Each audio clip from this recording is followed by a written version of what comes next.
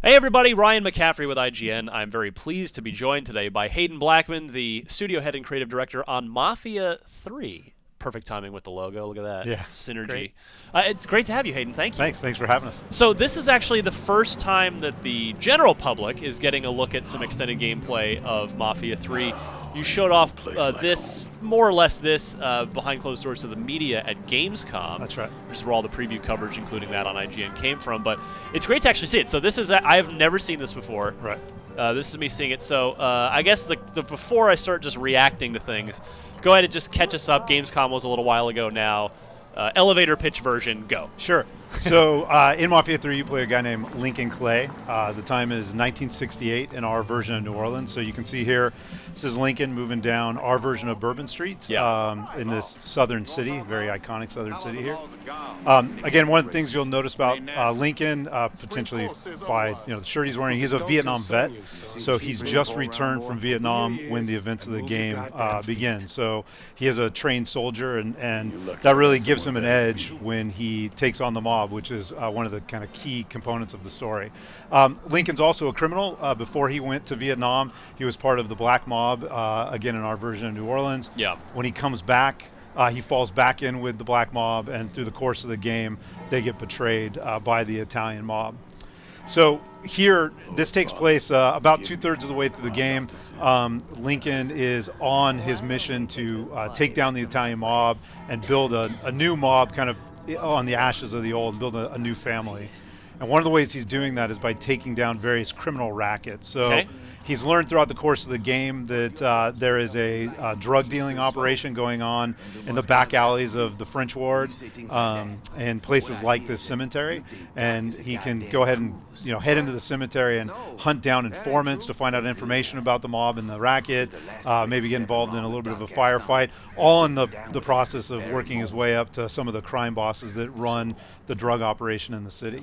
Right. So now I'm a big fan of the series. Illusion Softworks did the first 2 games, and now, but it's been taken in-house here at your studio at Hangar 13, which is a lot of former 2K Marin folks. And what have you sort of tried to keep from the first 2 games, and what sort of have you made a concerted attempt to kind of evolve and update or change? Sure, yeah. So again, we're all very, we're watching all this combat. It's kind of hard to focus. So one of the things you'll notice about Lincoln, I think, right away is, again, he does move like a soldier. One of our mantras on the team is own the battlefield. So we really want you to feel like you move like a trained soldier, that you can use that training to take on large groups of mobsters. Lefty. Yeah, he can. That's actually one of the things we learned when we were doing research. Ambidextrous. With some combat vets, and that's one of the first things they learn is to shoot with both hands, so that they never expose themselves out of cover. There's another new mechanic that we have in the game that's new to the franchise, which is what we call drive like a madman. It's a way to interrogate informants. So here we'll throw this guy in the car and drive like a madman. But when we're talking about driving here, this is a good maybe segue into one of the things that we really tried to keep true to Mafia 2. So I think Mafia 2 is known for its really engaging story, and I believe that we have a pretty strong narrative in the game. Again, focusing on this character who's an orphan and a Vietnam vet and trying to find a new family. We also wanted to create a sense of time and place, so hopefully the city feels like our version of New Orleans.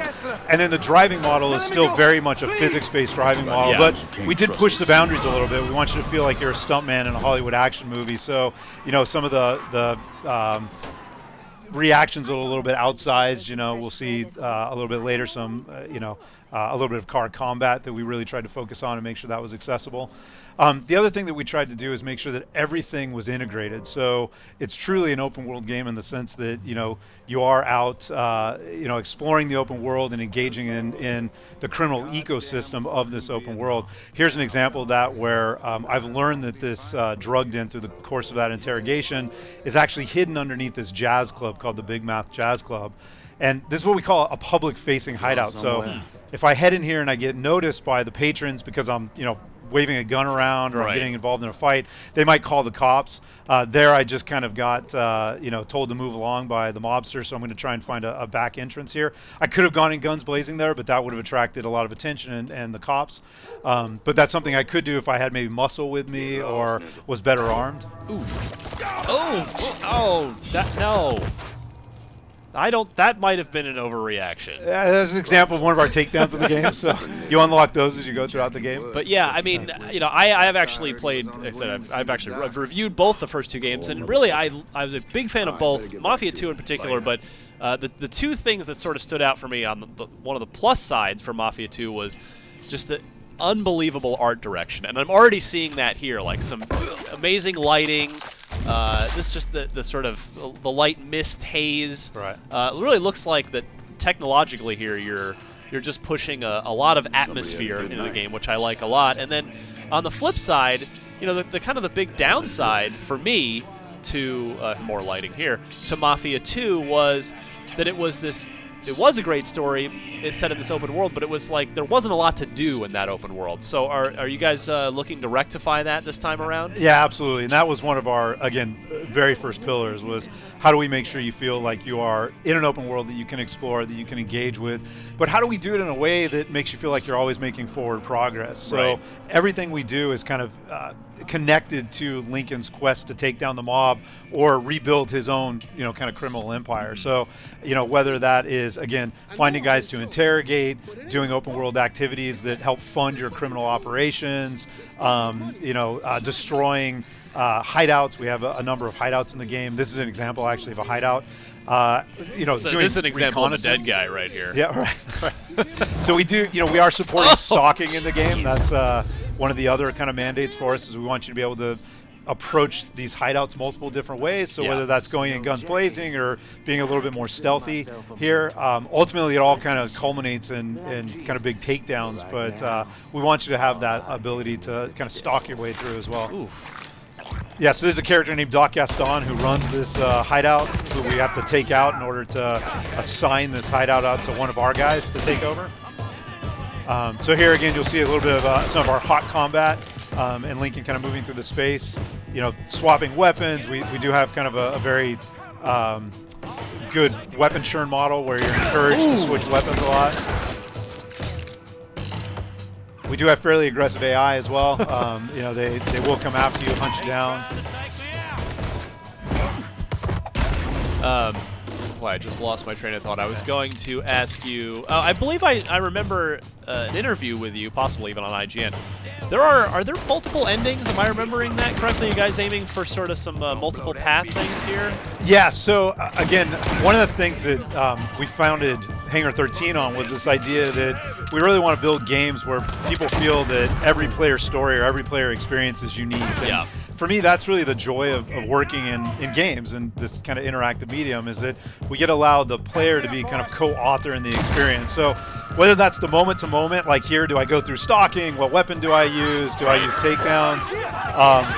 Or the way that I decide to dole out territory, which has a big impact in the game. So throughout the course of the game, you recruit 3 lieutenants, and you can assign out territory to them as you go throughout the game. And that will change the way that they interact with you, the types of services they provide to you, and ultimately the endings of the game as well. Nice. The player has some other decisions along the way as well that affect that.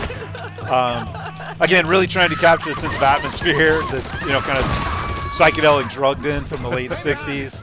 That's a big deal for us as well. But the player could have stalked through there.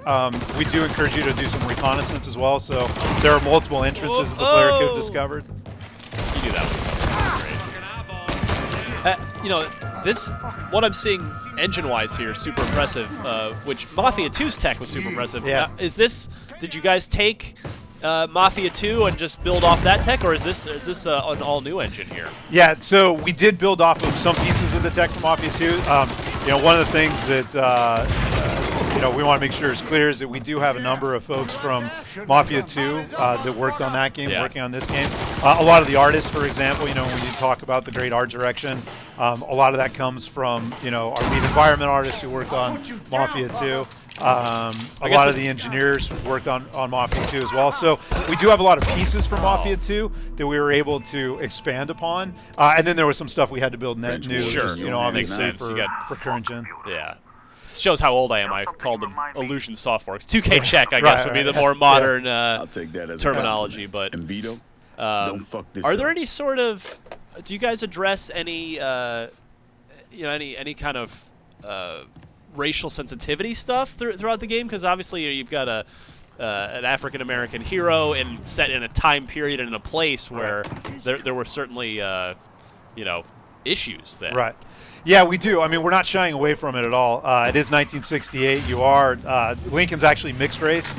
He's half black, and the other half he's unsure of.